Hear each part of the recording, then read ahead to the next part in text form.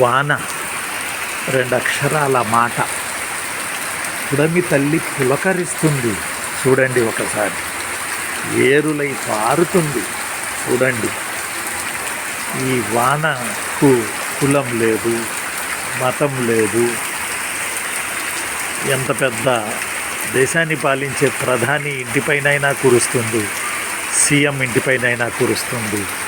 కులమతాల తేడా లేకుండా ప్రతి చోట ఈ వాన కురుస్తుంది.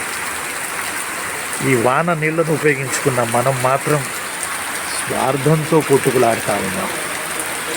చూసారా ఎలా కురుస్తుందో వర్షం.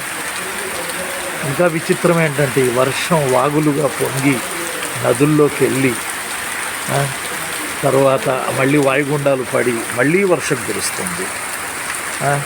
ఈ నీళ్ళు ఎక్కడి? సముద్రానికి కురుస్తుంది. ఎక్కడ? నేల మీద.